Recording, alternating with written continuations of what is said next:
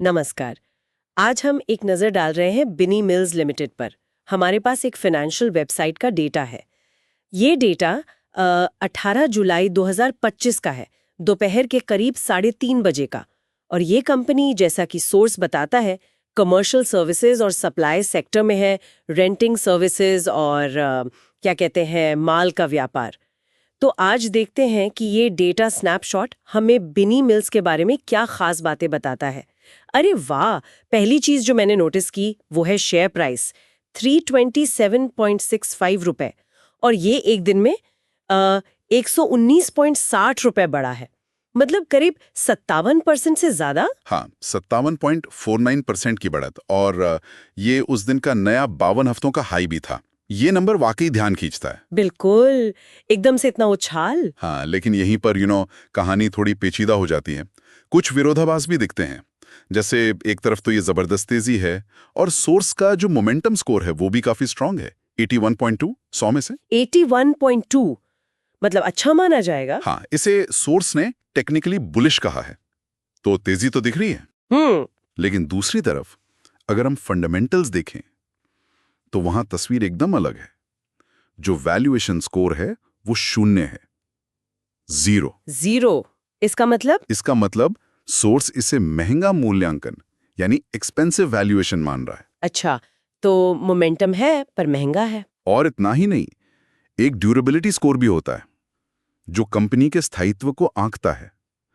उसके लिए तो ये कंपनी योग्य ही नहीं है, मतलब नॉट एलिजिबल। ओह, तो स्थायित्व का भी पता नहीं।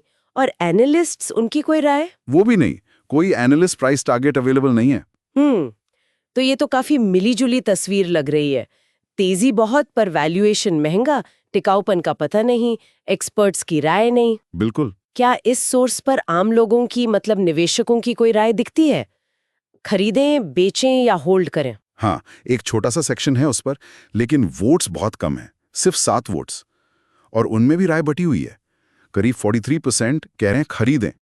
अच्छा। लेकिन लगभग 29% बेचें, और उतने ही 29% होल्ड करने को कह रहे हैं। तो मतलब वहां भी कोई क्लियर डायरेक्शन नहीं है? जी नहीं। ये सब मिलकर दिखाता है कि हम सिर्फ एक खास पल, उस 18 जुलाई के दोपहर की तस्वीर देख रहे हैं। ये मोमेंटम तो दिखा रहा है, पर वैल्यूएशन और ड्यूरेबिलिटी पर बड़े सवाल खड़े कर रहा है। सोर्स में स्वॉट एनालिसिस का जिक्र तो है। हाँ, मैंने भी देखा। पर उसकी डिटेल्स नहीं दी गई हैं। तो हम कंपनी की असली ताकत, कमजोरी, अवसर और खतरे ठीक से नहीं समझ सकते। सही बात है। तो अगर हम इसे समेटें तो इस स्नैपशॉट के हिसाब से बिनी मिल्स एक ऐसा स्टॉक है जिसने हाल ही में गजब की रफ्तार दिखाई, नया हाई बनाया। हाँ, पर दूसरी तरफ वैल्यूएशन के लिहाज से महंगा लग रहा है, उसके टिकाऊपन पर सवाल है, एनालिस्ट चुप हैं और निवेशक भी बंटे हुए हैं। बिल्कुल सही।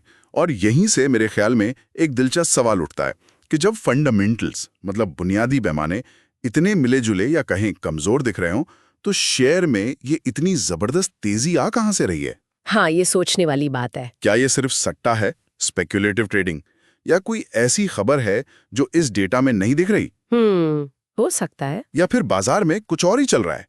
ये हमें सोचने पर मजबूर करता है कि शेयर की कीमतों को सिर्फ ये जो स्टैंडर्ड मैट्रिक्स हैं उनके अलावा और कौन सी चीजें चलाती हैं। सही कहा, ये वाकई एक पहेली है कि फंडामेंटल्स और मोमेंटम में इतना फर्क क्यों